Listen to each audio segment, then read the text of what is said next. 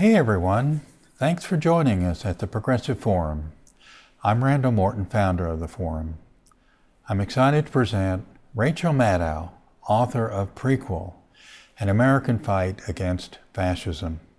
This live stream is a recorded version of our in-person event in Houston, Texas, June the 13th, 2024. This recording will remain on our website. To purchase Prequel, click the link under the screen and our partners at Blue Willow Bookshop will send you a copy. And please consider a voluntary donation to the Progressive Forum by clicking the link to keep these free live streams coming. Rachel Maddow is host of The Rachel Maddow Show on MSNBC and a New York Times best-selling author. I give you our event with Rachel Maddow. Oh, wow. Oh, wow. Thank you so much. Wow. You guys, thank you so much. Wow.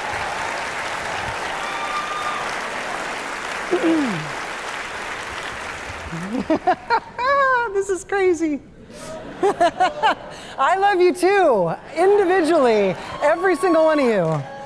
Wow, can everybody hear me okay? Yeah. Great, boy, there's so many of you. I was in backstage trying to figure out whether I should wear my glasses that allow me to see you or that allow me to see me. And all I can see is that there's a lot of you. So I chose the latter. Thank you so much for being here. I love Texas. I love Houston. I love this city every time I come here. First of all, just between us, do not quote me. It is always fun to visit kind of a blue dot in a red state. It's fun. There's energy. Everybody knows what the stakes are. But also, I just love that Houston has always had a little swagger. I've always really felt at home here, so I'm grateful to be here. And because we are in this beautiful synagogue, everybody thinks I'm Jewish. I'm not. I'm Catholic. But my name is Rachel, and it's, I don't mind it being a mistake. But I will say we have a tradition in Catholic Mass where when there's a moment, we've heard the homily and everything, and then you turn to your neighbor and you say, "Peace be with you," and you shake hands. And we're not doing anything other than a secular book reading here today, but I do like that moment. So would you all mind just saying hello to the people next to you, just saying hi? If there's anybody you didn't know already, just introduce yourself, just say hi.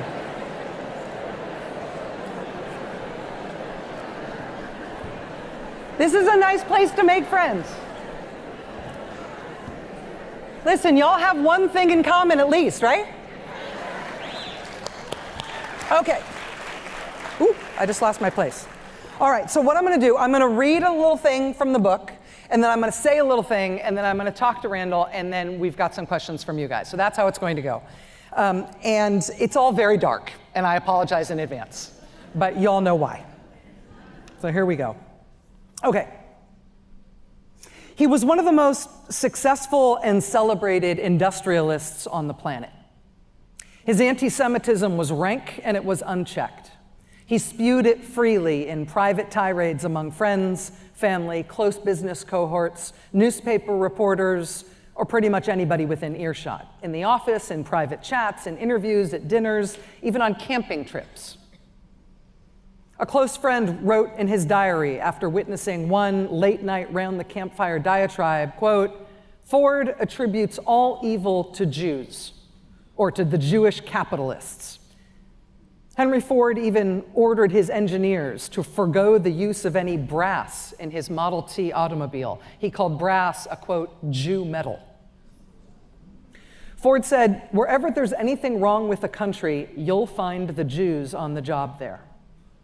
He blamed a vast and inchoate Jewish conspiracy for inciting his workers and his stockholders to demand that he share any more of the expansive Ford Motor Company profits with them.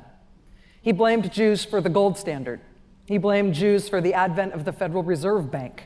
He blamed Jews for ruining motion pictures in America. Henry Ford blamed Jews for ruining popular music. He blamed Jews for ruining baseball. And Henry Ford was hardly the only radical anti-Semite in the United States circa 1920. But in addition to his fortune and his famous name and his iconic automobile company, he had a megaphone that your average crazy uncle theorizer lacked. He had a paper, a newspaper called the Dearborn Independent, which he bought for a song in 1918. The paper was a big money loser in the beginning. With poor to middling circulation, Ford's own editorial harangues did little to draw new readers in. How many attacks on the man who beat Ford in the most recent Michigan U.S. Senate race did the public really want to read about? Oh, but Truman H. Newberry had stolen that election. One of the Independent's editorial staffers was a veteran of New York tabloid newspaper wars, and he had an idea. He wrote to Ford's right-hand man, "Find an evil to attack. Let's find some sensationalism." And lo, the answer landed unbidden not long after. A newly translated English edition titled "The Protocols of the Meetings of the Learned Elders of Zion." The pamphlet was the work of rabidly anti-Semitic Russian fabulists who were mad at the Bolsheviks toppling the old Tsarist aristocracy. The Tsarists portrayed the Russian Revolution as not just a local affair, it was the early innings of a plot by a cabal of all-powerful Jewish schemers to take over the world. The Protocols was billed as the product of a surreptitious note-taker who was present at a top-secret meeting wherein these Jewish puppet masters had drawn up their strategy and tactics in detail. Now, there was no secret meeting.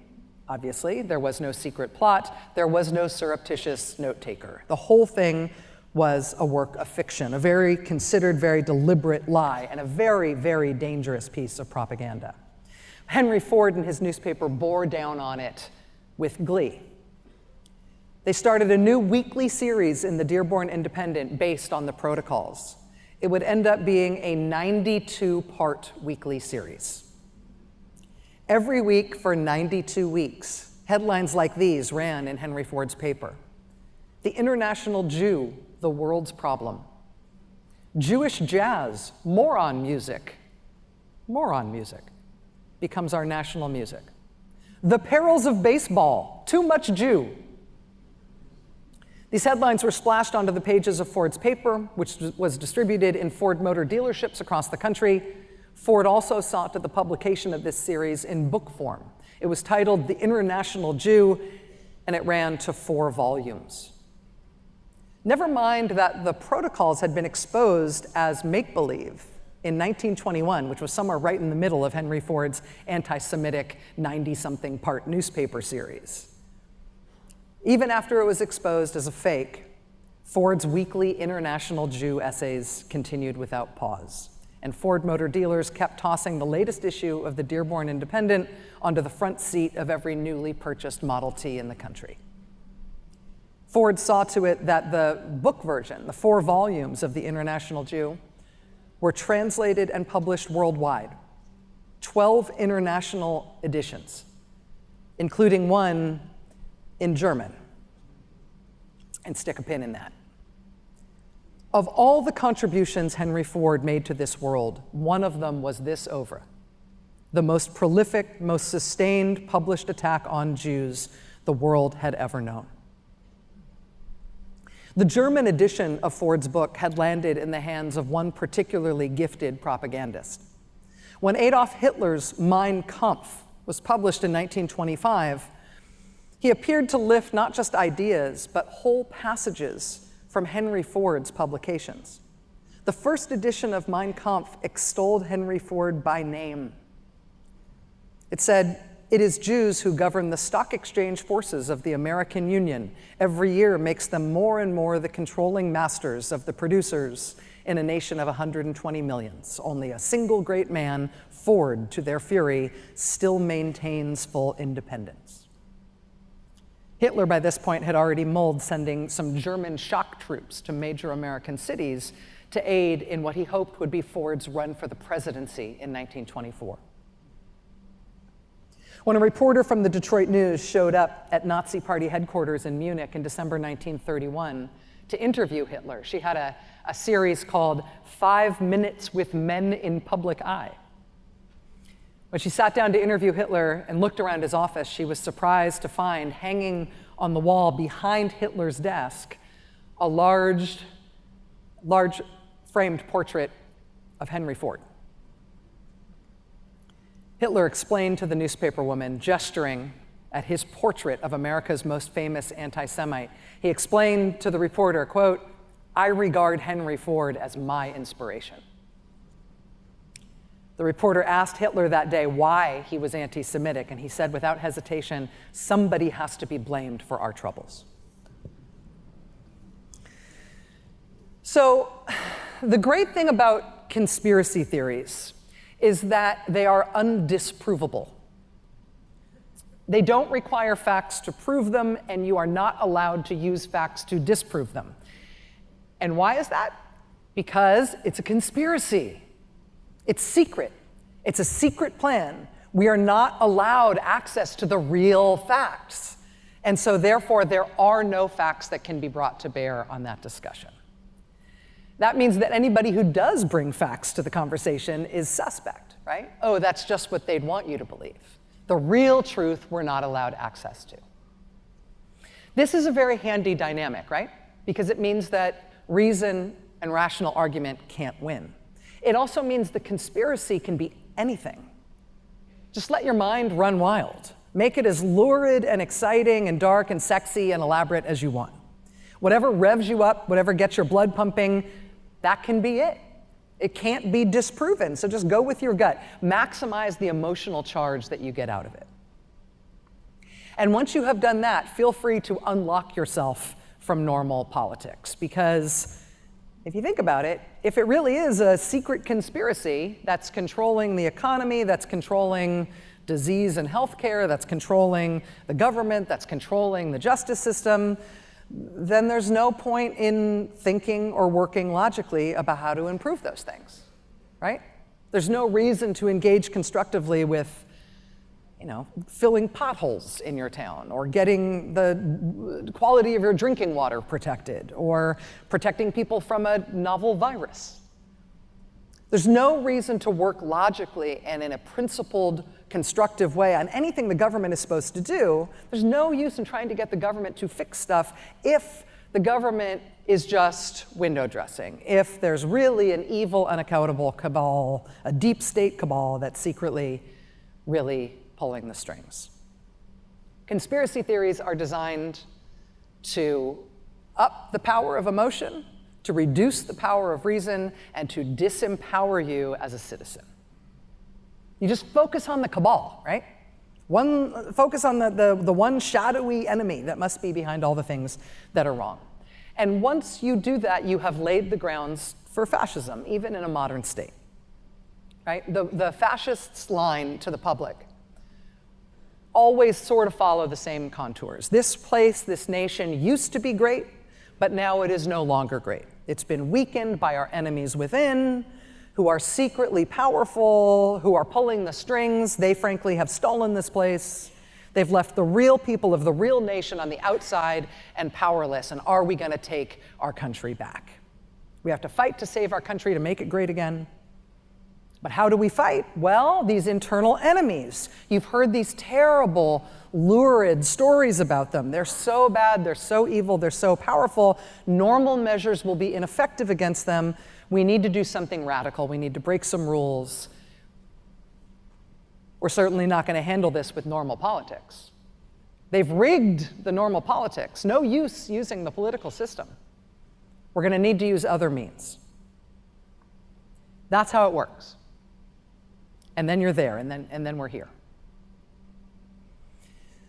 So In a moment like this, why spend time worrying about history, telling stories from history at a time when the news of the day is so alarming on so many days?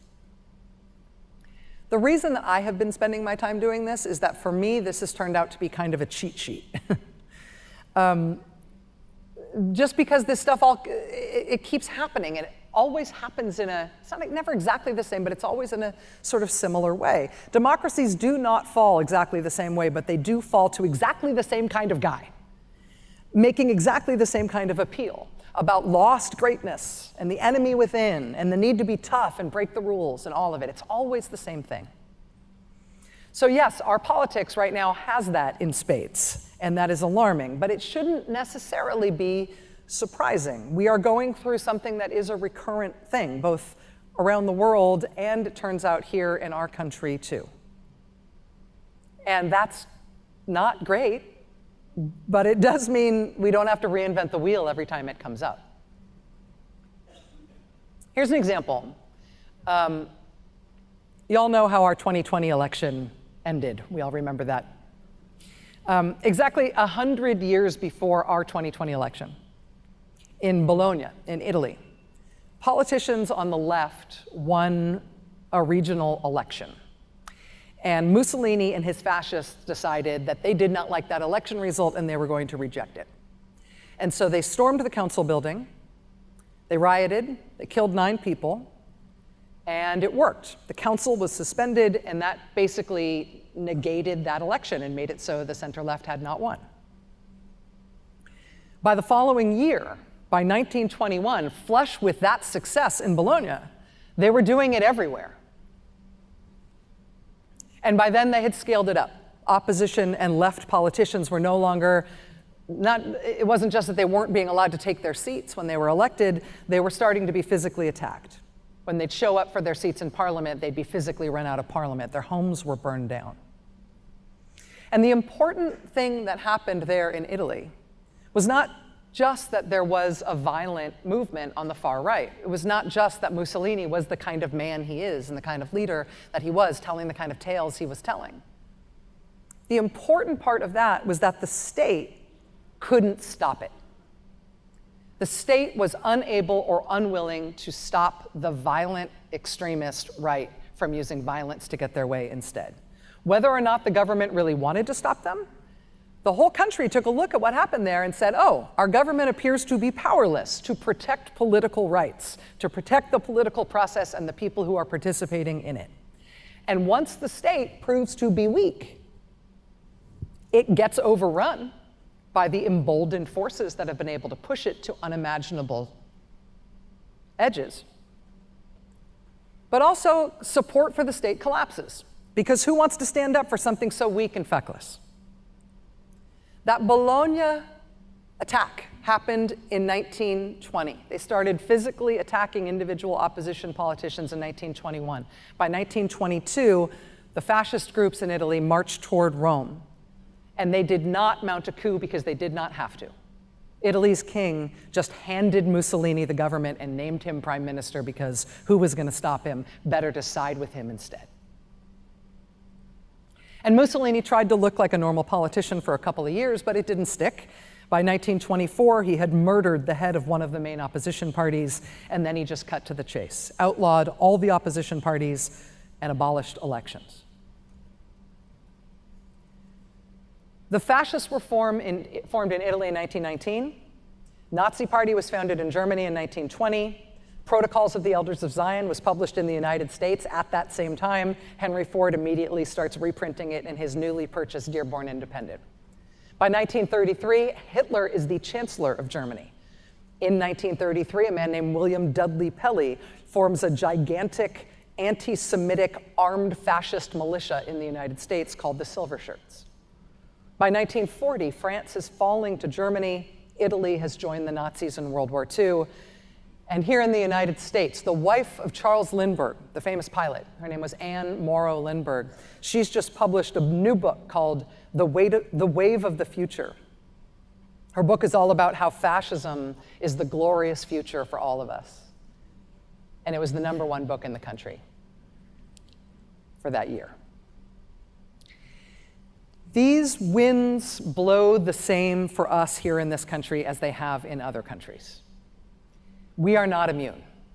We are exceptional in lots of ways, but not this one. And the upside of that is that we can learn from this history in other countries, and we can learn from our history contending with it here. And maybe we should, because now we really do have another political movement on the right in this country that is trying to get rid of our electoral system and our legal system and to make us more like the authoritarian regimes that they admire abroad. So some of the things that, I mean, there's a lot to learn. I'm looking forward to taking your questions and talking to Randall about this, but I will just say a few things that I have learned here from doing this work. We are not immune to these kinds of movements. These movements in our country have not just been fringe kooks. They've been some of the most powerful people in the country, including the most famous industrialist in the country, Henry Ford, the most famous celebrity and national hero in the country, Charles Lindbergh, the man who was the face of American sports in the world, Avery Brundage, the head of the American International, the Olympic Committee in 1936. The biggest media titan in the country at the time was Charles Coughlin. All of the most powerful people in all of these incredibly, incredibly important sectors were all totally on board with America's pro-Nazi fascist movement in the lead up to World War II. So it's not that we have never faced very powerful people with these bad ideas before. We have. Also, you can learn from our experience of this and from other countries' experience of this, that political opposition matters. Political opposition is often very difficult against movements like this, but it matters. And so does the political process.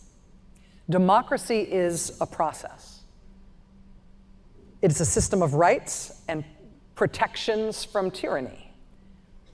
What the Italians learned in the early 1920s, what we are learning right now, is that if we do not fight to protect the specifics of that process, we will lose that process. The rule of law and democracy are not abstract things. They are human processes run by regular folks, including many people in this room. If we don't protect the process, we will lose it. The danger on the right in this country right now is not that they are running against the Democratic Party, it is that they are running against the democratic process. And that has consequences for us. It's not just a scare, it's not just a thing to say to scare one another. It means that the people who participate in the democratic process need our protection. We are not in a civil war. We are not facing mass violence in the streets. We are not taking up military arms against one another. Instead, they are picking people off one by one. Elections workers, witnesses in trials, judges, prosecutors, family members of those people, individual opposition politicians. They're picking them off one by one and terrorizing them. It's terrible for those people, but it also gives us our marching orders as a democracy, which is to protect those people. We need to protect the press. We need to protect the judiciary and the court system. We need to protect opposition politicians. We need to protect the people who are being scapegoated. We do have a cheat sheet from history for how to do this. I think if we choose to learn it and to let it help us, it can help us. But honestly, I think we need to learn it fast because it is past time to start building the barricades. We here in this room right now, here in Houston, we are alive and sentient at a time when there is an ascendant ultra-right in this country that is linked to the most powerful people and forces in politics, and it includes right-wing armed paramilitary groups and the denial of election results and mass disinformation and conspiracy theories and intimidation targeting minorities and Jews and the political opposition, and weirdly, it involves big, hot, sexy crushes on foreign authoritarian leaders. It also involves the use of force and violence to affect political outcomes. We are living it. That is a diagnostic of our time. For our descendants, for the next generations of Americans who come after us, what we do now in a time like that is what they are going to learn about us. What do you want to be able to brag to your grandkids about? What do you want to be able to tell people that you did in your country when you were here and alive when all this happened? It is not a lucky thing to live in an important time, but this is an important time. Thank you.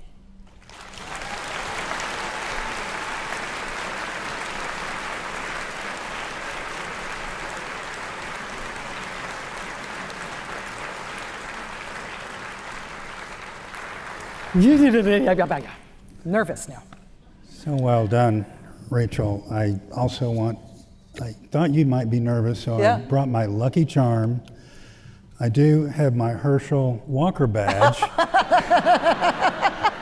which means we automatically win without saying too much. That means we, by definition, cannot get in trouble. That's right. We are the law. Okay. Yeah, we've lucked out. So welcome back. It's good to be with you again. Thank you for wearing your sneakers. It just makes us all feel more comfortable. I buy my speakers every 11 years just for you. So It means also that, you know, if the lights go out, I can find my feet in the dark. you guys are always ready in journalism. I want to pick up with your reading on Henry Ford. He is a shocking example of leaders pushing the public towards fascism, but it takes a public that's ripe for it, say from grievances from inequality or cultural change. What did you learn that might explain today's public support for Trump? I mean, history doesn't repeat. I mean, it recurs a little bit, there's patterns, but it's never exactly the same thing. And I don't think there's any analogy in modern life to the Germany under the Nazis, right? From 1933 to 1945. There's nobody who's a Nazi other than a Nazi. There's nobody who's Hitler other than Hitler.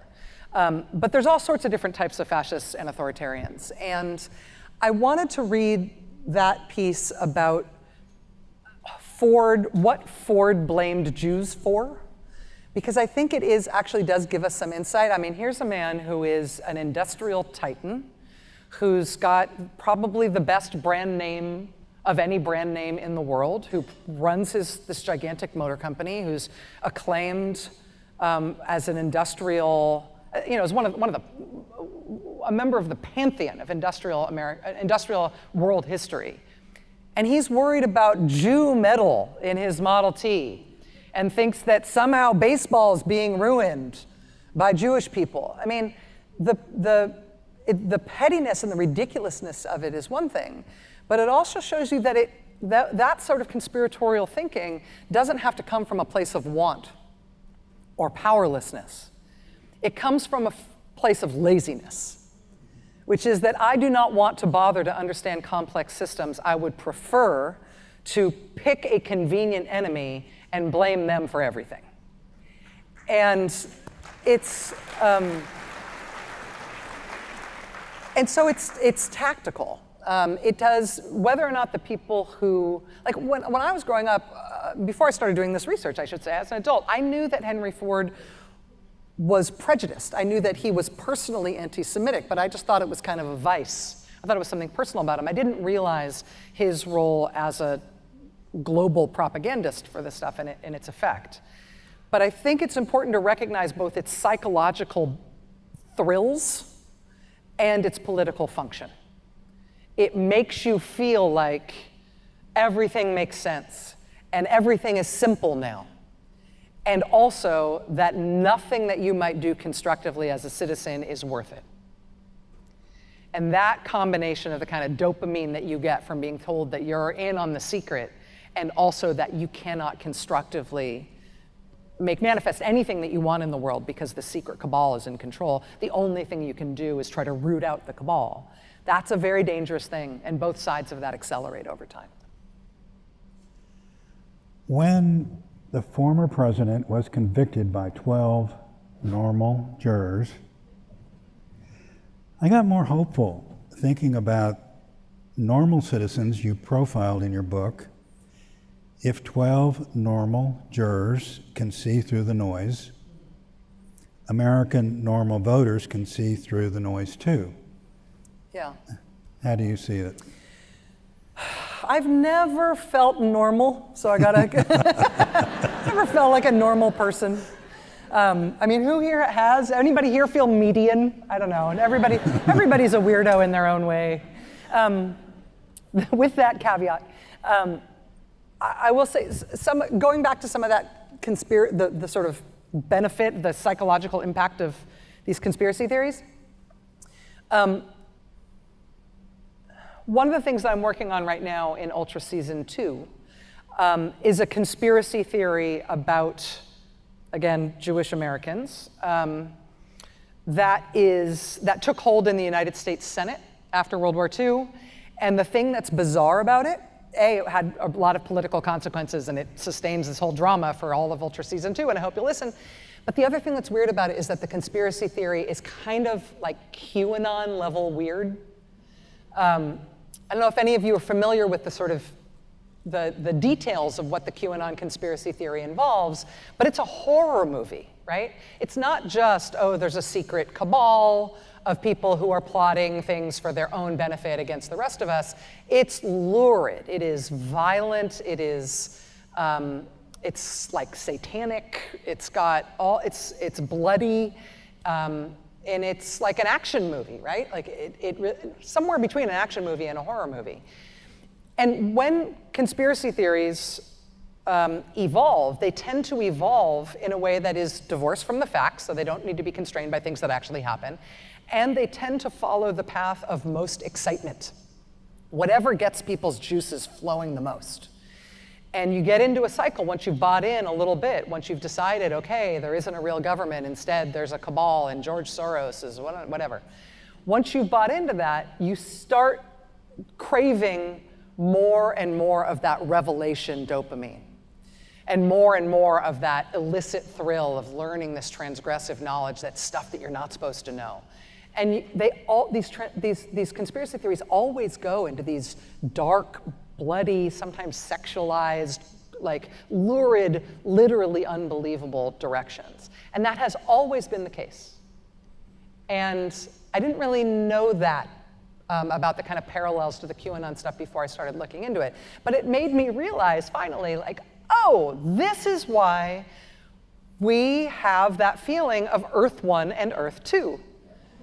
Because on Earth 1, if you are told something crazy about somebody in America doing a crazy thing, you would like a fact to base that on. So a little bit of evidence, I don't know, a link perhaps. Something. And if you don't have that, then you don't believe the crazy assertion. But on Earth 2, there's no using facts and there's no using evidence because it's all secret. We're not allowed access to the real facts.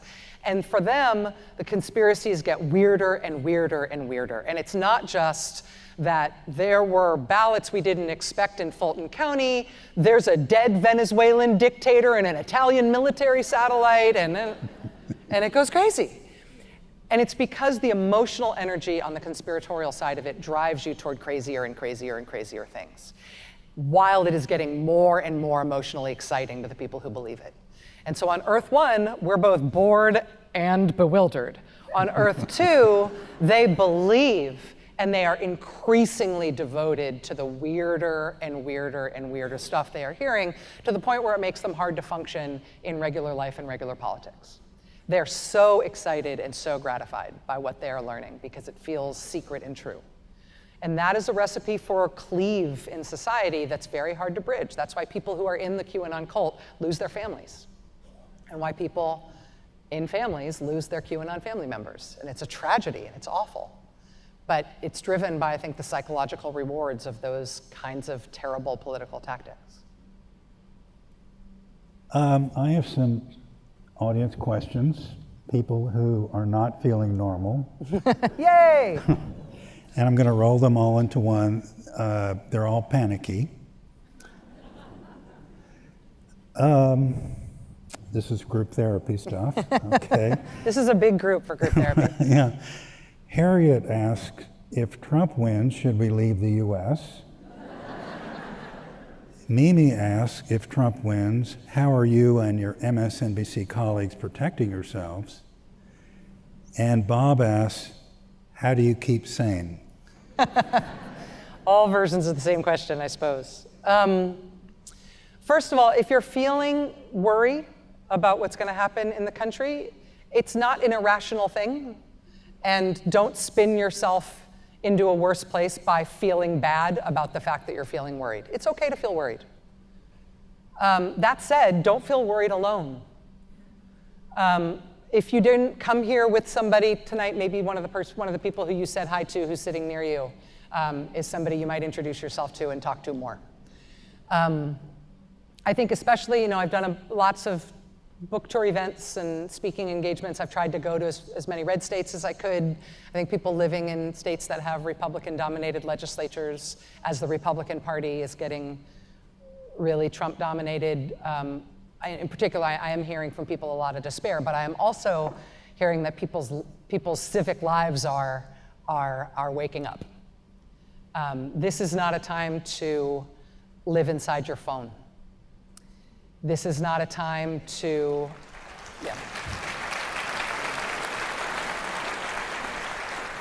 It's not a time to just watch MSNBC, although please watch MSNBC.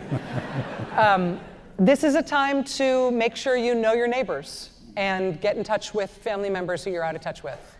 And if you don't have a book club, it's a good time to have a book club. And if there is a candidate who you support or an issue that you support that is going to be on the ballot, it is time. Don't think about doing it for the fall, you have to do it now. And you will, and I say that not only because of any likely electoral effect that will have. I don't know who your chosen candidates are. I say that because participating in a shoe leather activity, or at least an activity where you are calling people on the phone who you don't already know. I know sometimes people phone bank that way.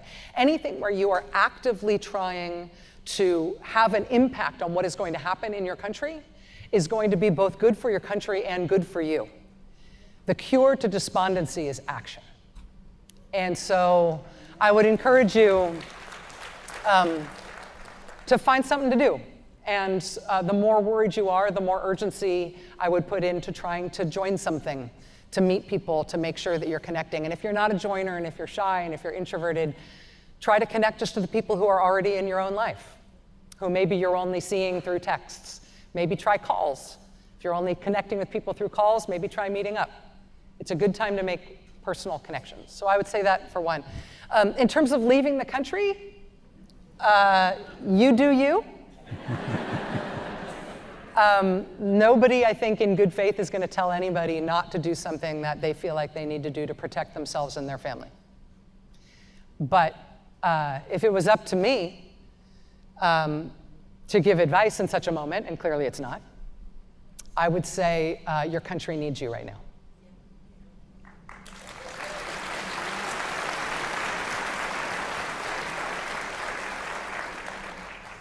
I'd like to get to your book. I just can't wait to ask this question. It begins with an aspiring... I can't hear you. Oh, can you not hear me? Want to use this? You guys can't? Should we switch to... We have these other mics. Should we try those? Is it just Randall you can't hear, or is it me too? Both of us. Oh. Both? Can you hear me now? No? Ah. Hear me now? Okay, thanks. Got a very democratic audience here. Yeah. These people are into action. Thank you for your help. So let's get to your book. It begins with an aspiring Nazi who has a big footprint in Houston. The renowned architect, Philip Johnson, with several buildings in town. I quote from your book, Johnson's assistant said, quote, he speculated he might end up being the American Hitler, that he felt the fate of this country rested on his shoulders. Could you share that story? I mean, it's just so unbelievable. It just still shakes me up. So Philip Johnson, this is not a secret story, but given the number of people who know him for his architecture, the ratio between that and the number of people who know him for his fascism feels uncomfortably large. I feel like, know him for his architecture, but also know the fascism. Let's just, so Philip Johnson was a very rich young man who fell in love with Nazism very early on. He loved in particular the aesthetics of it. The opening scene with Philip Johnson in the book includes him at a big Hitler rally in Germany. He came back to the United States and sought first to find America's Hitler, and then ultimately to maybe try to be America's Hitler himself. Luckily, nobody liked him and nobody was willing to follow him anywhere. But he first attached himself to Huey Long, the legendary governor and senator from Louisiana, fully convinced that, as many people in a bunch of guns, designed a new pennant for his new fascist political party and drove himself to Louisiana to attach himself to Huey Long, tells you something about how people thought it was really possible to do it here. After Long died, he then Philip Johnson attached himself to Father Charles Coughlin, who was the most influential media figure of his day, and I would argue the most influential and most listened to right-wing American political figure, media figure ever in the history of the country. Coughlin had like 30 million people listening to him weekly at a time when we did not have 200 million people in the country. And he was preaching that his followers should form themselves into armed fascist platoons to go wage war against the US government to fight the Jews and the communists. It was really radical and really, really popular, which is a bad combination. When Johnson attached himself to Coughlin, he brought back to the United States, to a parade venue in Chicago, some of the aesthetic and architectural detail that he'd so admired at this Potsdam rally that he went to and saw Hitler speak at. And he tried to build Charles Coughlin a backdrop for speaking at that rally that was a Hitler-worthy, Leni Riefenstahl-worthy backdrop. And luckily, again, Philip Johnson kind of sucked and didn't pull it off. And Father Coughlin's Coughlin was Canadian, so he couldn't run for the presidency himself, but he was running kind of a puppet guy for the presidency in 1936 after Huey Long had been killed. He picked another guy. Philip Johnson was supporting him, built him this Hitler backdrop to try to have these amazing rallies, and it all petered out, thank God. But Philip Johnson was a true believer. He only really recanted when it seemed like he was going to get arrested for sedition. He was so wealthy and so well connected that his family interceded directly with, I believe it was the Secretary of the Navy, to give him kind of a get out of jail free card from sedition, and after that he kept his nose clean. The story that astounded me most, the curiosity of an advertising man like me uncovered a Nazi plot involving over 24 congressmen and senators taking money and direction from the Nazis. Can you share that, please? So we're talking about a guy named Henry Hoke. And Henry Hoke is not a famous person. You're not supposed to know who he is. Although I would love to make him famous with this book. The great thing about Henry Hoke is that he was a nobody guy. He was a regular citizen. Like, you think about American heroes and people who saved the country from fascism, and you kind of imagine like Iwo Jima, you know what I mean? Like, you imagine like guys in uniforms, or tough guys, or at least people who were like really brave and crusaders. Henry Hoke was a totally dorky, unfashionable, nebbishy ad guy. And his specialty was direct mail advertising. He was like a trade expert in, I think, like the insert cards that you put in magazines and stuff. Like, this was not a Marine general. And he did have this area of expertise, though, and his son went to UPenn, went to University of Pennsylvania, and not long after he had been at UPenn, he called his dad and said, "I want to come home. I don't like it at school." And his dad said, "Why?" And he said, well, I don't like the political atmosphere. For one, we get this stuff shoved under our doors and our dorms every day, and it's fascist, it's pro-German, and it's anti-Semitic, and I'm not into it. I don't like it here. And Henry Hoke went and visited his son and looked at the material, talked to some other dads who had some kids in other schools, talked to some professors at Penn, started looking around and realized, you know what? I might actually be the American hero for this moment. Because I am an expert in direct mail advertising, and this is direct mail advertising for fascism. This propaganda is well produced. I can tell how it's being produced.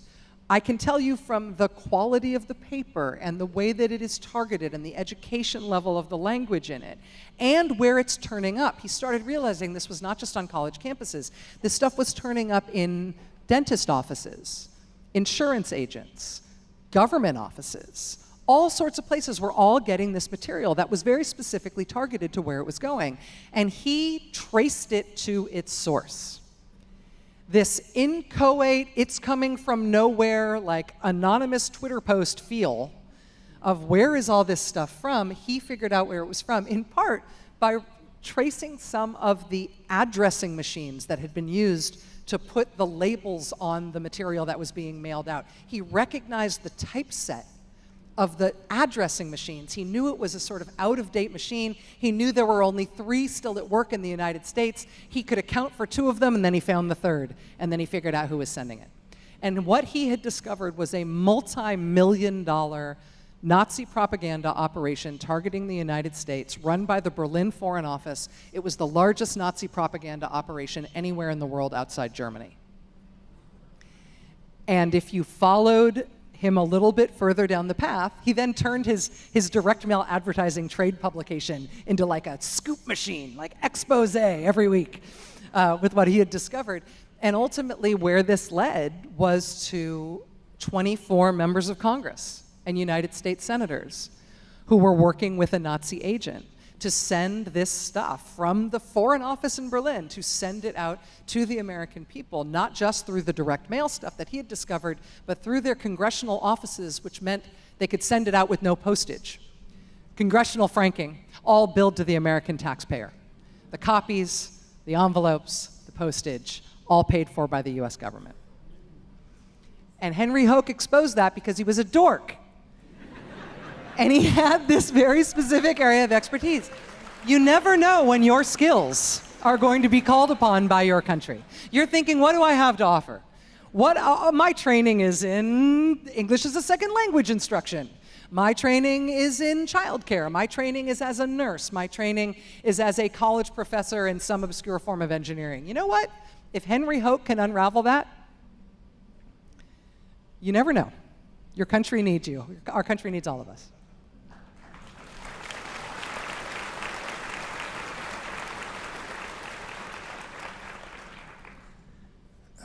Another audience question. Don asks, why haven't these big stories in fascism in America been told before?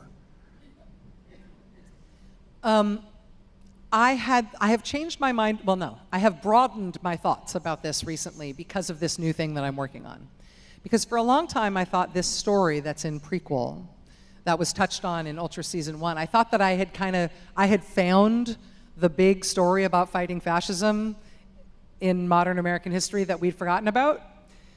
And so I thought all my answers, when I'd been asked things like this and before, were really specific to this story. Oh, well, you know, the senators who were implicated put pressure on the Justice Department to drop the case, and the president was friends with one of the senators who was in trouble, and so he ordered the Justice Department's evidence to be submarined, and the judge died in the trial, and so there was a mistrial. Like, I had all these answers to this that was very specific to this story. Then I started working on another one of them. And Ultra Season 2 is about another one of these stories, about a real authoritarian threat linked to foreign dictatorships abroad, where sitting members of Congress, people with a lot of political power, are implicated. and brave, totally forgotten Americans stand up to them and kind of stop them in the nick of time. And so now I'm worried that I've found a trend. I mean, I'm hoping there isn't going to be a season 3 of Ultra. I'm hoping it's just these two. But the commonality is that it's not really in anybody's interest, I think, to tell these stories. If you were the member of Congress who got caught working for a Nazi agent, you don't want this story told. If you were the Nazi agent, this is not the most important thing that happened in your life in the last 80 years. And if you were the Americans who fought them, I think we're disinclined to hear these stories because we know how it works out, right? We're still here. We're still a republic. We're still a democracy. They didn't get us. And so looking back on stories like that retrospectively, that makes us think like, oh, maybe it wasn't such a big deal. But you go back and you look at this stuff contemporaneously, and you see these 4-inch headlines on the front page of every paper in the country in January 1940 about Coughlin's Christian Front militia being arrested for sedition, and the piles and piles of explosives that they had, and the plans they had to murder 12 congressmen, starting with the Jews, and the bombs they planned to set off a violent revolution, starting in New York City and in other major cities where they had the National Guard sort of primed to help out once it would go. And you see, you know, head of the FBI himself showing up at the press conference to announce that these arrests had happened. And you see the country absolutely convulsed with worry over these things. You see the sedition trial, these 30 defendants brought in, and the Justice Department laying out the evidence, not just that they wanted a fascist dictatorship here, but that they were working in cahoots with the Nazi government that we were fighting in the war at the time. And you see the national freak out about it. And you realize, you know what? The fact that we know it ended up okay and we survived as a country is not the whole truth of this. The whole truth of this has to include how dangerous it was in the moment, and therefore how crucial it was that Americans worked to stop it. And that is where we are now. Because I fully believe that there will not be an authoritarian takeover of the United States government. I fully believe that we will keep our democracy. But I know it is not inevitable. I know it will only happen because Americans will stand up for it. And so we need to learn these stories about how important, risky, brave, and interesting, honestly, it can be to fight these fights. We need to know that people who went before us did this, and that's why we have the republic that we have today, because we're the next generation that has to do what they did.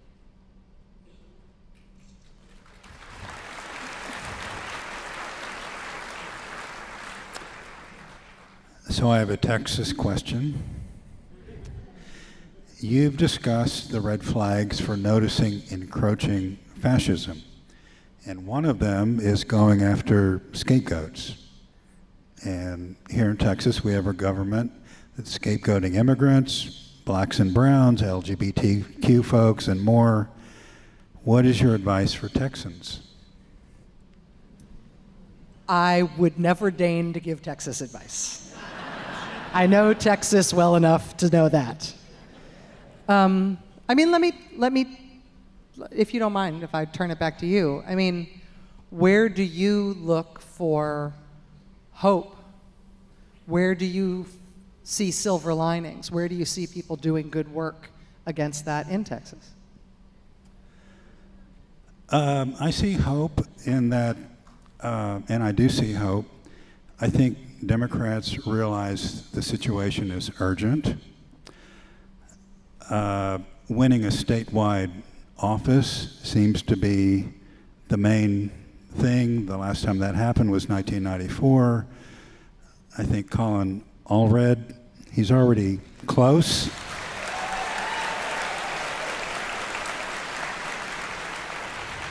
And to be this close, this far out for election, I think is good reason for hope. Electoral politics are important. Electoral politics are how we get power in this country, and that's the way it should be. It's not the only form of power, though, and scapegoating works by excusing the people who have power from having to deliver Because you can always excuse your incompetence by blaming the cabal, by blaming the enemy within, by blaming these secretly powerful people who we all want to dislike as being the real reason that things are bad. And I think it's helpful to know that as a political tactic, because I actually think that the vast majority of people, once they understand that a political tactic is being used on them, nobody likes to be used, nobody likes to have their chain yanked. We were talking before about the sort of normal voter, the sort of median person, and I think when you debunk conspiracy theories, or try to, when you criticize people for out of bounds, inhuman, indecent, ungentlemanly behavior in the public sphere, when you report that people are lying, when you tell the truth about the way things really are, you are likely not going to reach people who are committed partisans of the side that is trying to get one over on people. But you are ultimately, if you are persistent and responsible about that, you are ultimately going to reach reasonable people. And you will move the reasonable center. And there is a reasonable center. And the average voter, right? There's no such thing as an average voter, so I'll say the median voter, is a person who's not an extremist of any kind, and who may be entertained by or momentarily seduced by different forms of extremism. But if they see that there is something being offered to them in politics that isn't conspiratorial, that isn't extreme, that is practical, ultimately you are making that an option that still can be chosen in your state. So I know that's an unsexy way to approach it, but working on electoral politics matters. Calling out political tactics and scapegoating as calling out scapegoating as a political tactic matters. But I would just also say one other piece of it, which is scapegoating has this political purpose. Scapegoating also ruins and risks the lives of the people who are scapegoated. And they need your help. They need your support. They need your visible support.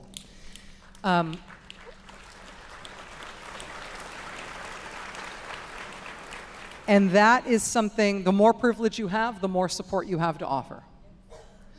And that is something that can be life-changing for the person you are offering to back up and the person you are willing to stand in front of when they come for them. It will also be life-changing for you. And so I would just say think about it in two different ways. Think about it in terms of its political power and calling it out, but also think about what you can do. If you see people in your community and in your state who are being persecuted, who are being scapegoated, who are being blamed for things that they do not need to be blamed for, figure out what you can do to show support for that community to other people who wouldn't necessarily expect that you would support them, right? I mean, I grew up in the AIDS activist movement. As you mentioned in the introduction, I was an ACT UP kid. And in the AIDS crisis, at the height of the AIDS crisis, it was very powerful for those of us in the gay community to stand up for ourselves and be heard and speak on our own terms and defend ourselves in our community. But there is nothing like the power of straight people in that moment standing up and saying, us too.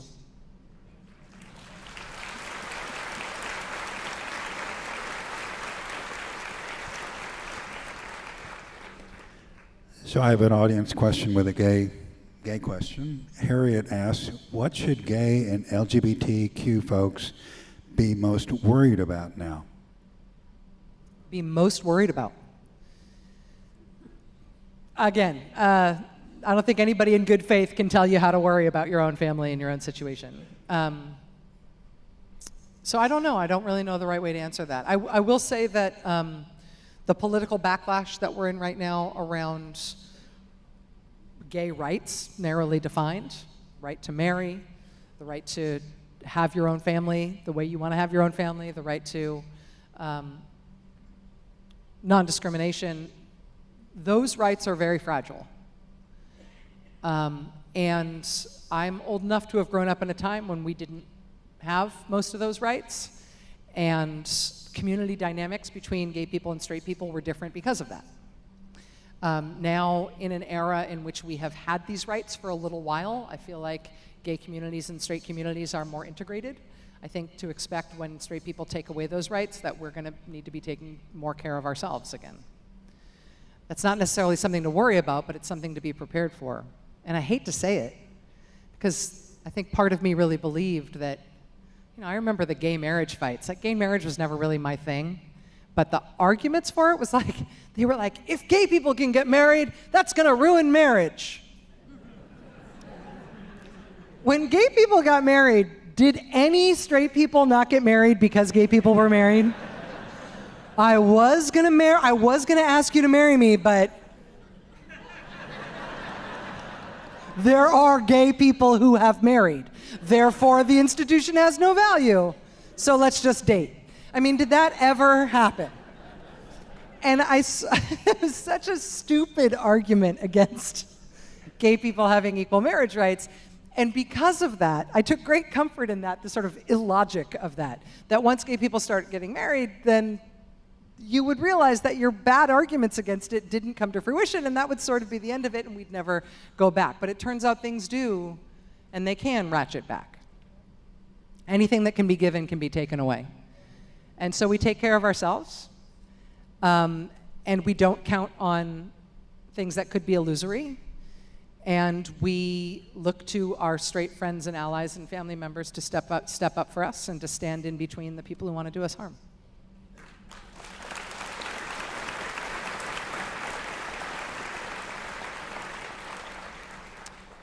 So another audience question. This looks like it comes from a writer. Karen asks, thank you for writing such an exciting page turner. What is your process for writing? Ugh. I do not enjoy writing. There's nothing to learn from me on this one. The thing I really like is researching. So I basically live in a library full of Nazi books now. Which in my household, in my gay household, that's the biggest thing to worry about. There's way too many creepy books around. I don't have a good process. I find it very difficult to write. It ages me and it prevents me from thinking other more useful thoughts. So yeah, I don't know. But I'm, the process of working on current events, MSNBC stuff going on in daily news, trials and elections and primaries and debates and all that stuff, doing that while also working on something that has kind of a longer throw, that's like a bigger arc, it's a longer term story. That is what I wanted when I changed my schedule at MSNBC. So I used to do my show 5 days a week. I only do it on Mondays now. I'm sorry. But part of the reason was that I was really burning out only being able to do stuff that fits in between commercial breaks, even though I make them go a long time before that first commercial break.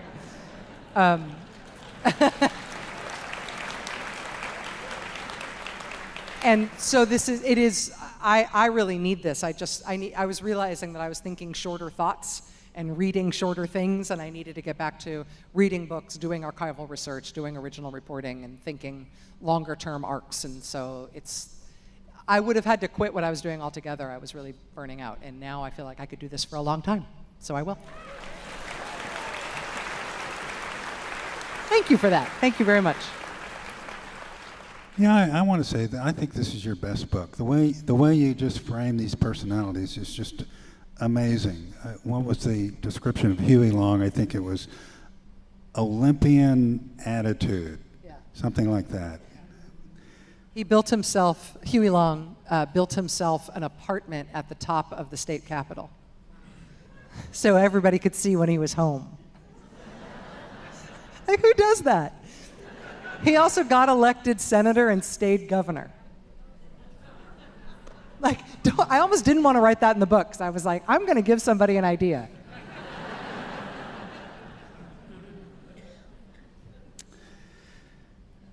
Two more questions.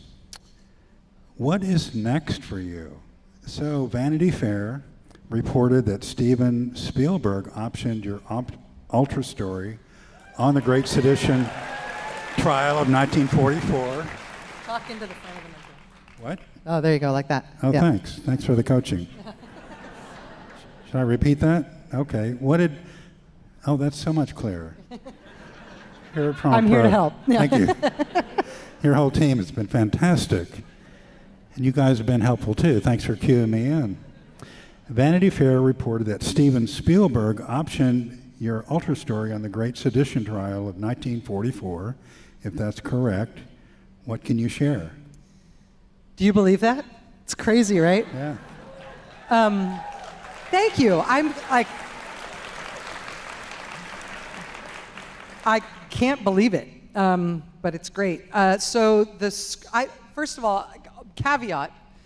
There was a stand-up comedian, I don't remember who it was, who once said, like, the rule of law when talking to a woman who is not a member of your immediate family is that unless you can actively see a baby coming out of her at that moment, do not ask her about her pregnancy. I have learned the same thing about movies. Unless you have a ticket stub in your hand and are walking into a dark room that smells like butter, there's no proof that the movie is going to exist. So,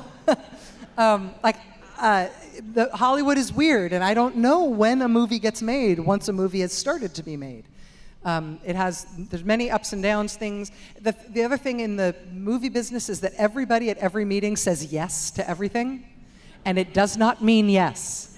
It's just the way they're nice. It's in the news business, it's no all day long.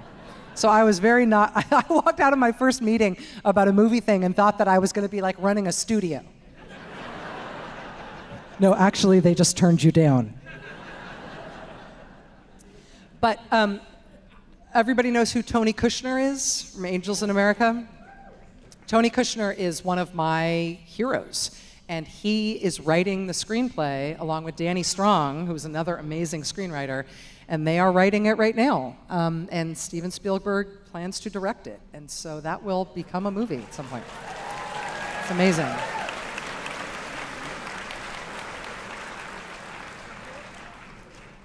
Well, this sedition trial, though, is really intense.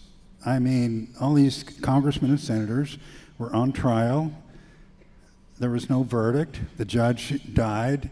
Truman buried the report. Yeah, it's juicy. The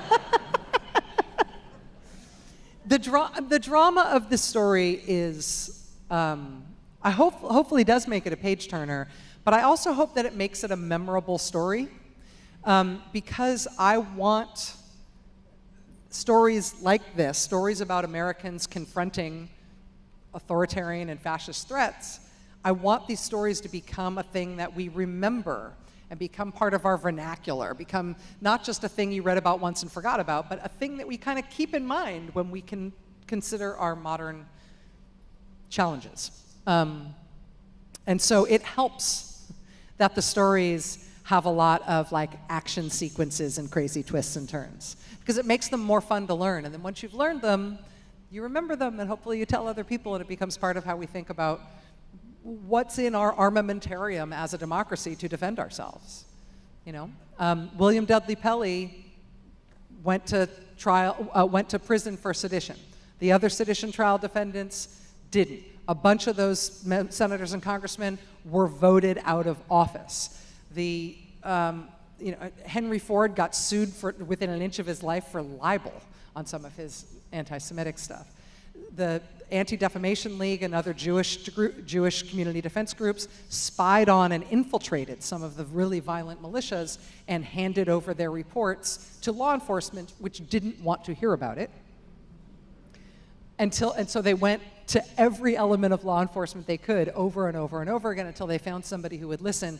Weirdly, in the case of the seditionists who were plotting to use U.S. military weapons from U.S. armories on the West Coast to mount a violent attack on the U.S. government there, the way that was exposed is the one law enforcement entity that did want to hear about it was U.S. Navy intelligence, because Marines had been stealing machine guns to give to the silver shirts.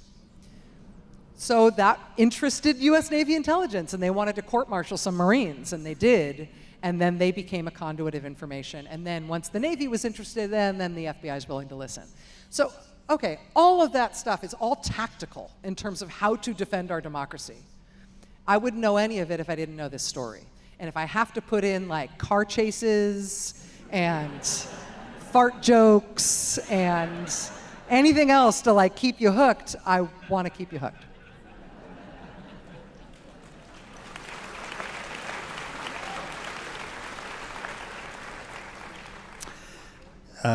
Last question. So your book came out last October. You've been touring the country. What have you learned from responses on your book tour? What are you learning about the country? I'll give you the real answer, which is You're always real. I am, I guess, to a fault. At every stop, I have been asked the question that you guys asked about being worried and about what am I doing to make sure that I'm safe.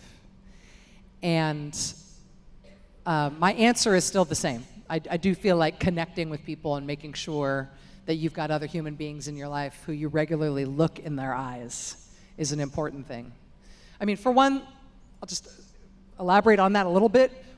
When the danger in our country is coming from people who are telling you that among us is an internal enemy that's subhuman, vermin, needs to be exterminated, right? Needs to be taken care of once and for all. When those are the kinds of words that are being used to describe our fellow Americans, we need to make sure that as a population, we've got resistance to that. And one sure way to be incapable of believing that any of your fellow Americans is subhuman is to reach them as a human, is to talk to them face to face, is to be eye to eye with people, even with people you disagree. It matters. It matters. And I am very heartened by everybody always asking me about me keeping myself safe and MSNBC folks keeping ourselves safe. That is very heartening because it means that you guys care about us and care about me, and that's really nice. But I'm no more worried about any of us on TV or any of us who, well-known liberals or whatever. I'm not any more worried about us than I am about all of us. And we're already seeing, it's not hypothetical, we're already seeing what it is for people to be personally threatened by this movement. We see it in Ruby Freeman and Shay Moss. We see it in Fani Willis. We see it in Stormy Daniels wearing a bulletproof vest into the courthouse, right? And we saw it obviously on January 6th, but we see it with all of the members of the January 6th investigatory committee in Congress needing 24-hour security. The terroristic violence against the opposition, against journalists, against anybody who's standing in their way has begun. And that means that the response to it must begin. And the people who are being targeted need standing up for. And I don't think there's any reason to worry about famous people any more than there is to worry about all of us. But it means that the responsibility is also on all of us to stand up for the people who are already being targeted, to back them up, to fund their defense funds, right? To fund their legal defense funds, to stand up and make sure there's a political cost to people who attack them in a way that is not called for. I've been hearing over and over again that there is this fear. I think we're afraid of something that we imagine is coming. Fear of the unknown is always more disabling than fear of the known. It is worth worrying about what we've got right now as a country, but it's not some distant thing we have to anticipate it. We're living in it now, and that means we can act now. And whatever you find to be wrong in your country right now, and you find to be worrying about how people are being treated and targeted, figure out a way to help them. Action is the cure to despair.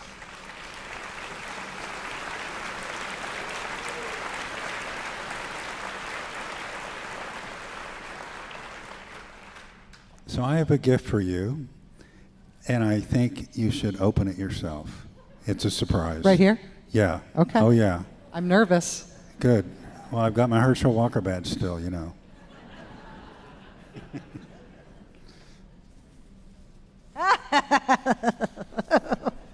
Oh, wow. Okay.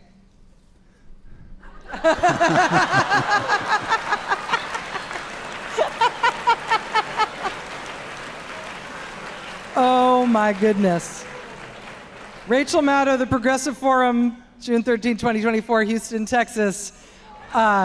These, do they come with a Bible? Oh, well, you'll have to come back for that.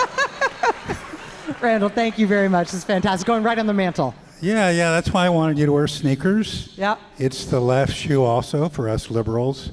So, yeah. Fantastic. Been great. You guys have been a beautiful audience. Thank you so much. Thank you so much. Thank you, guys. Thank you.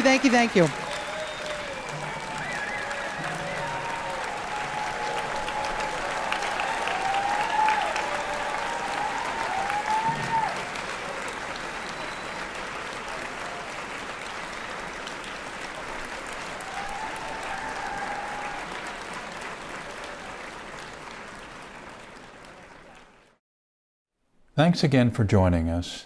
Please consider a donation and get your copy of Prequel at the link. Until next time, take care.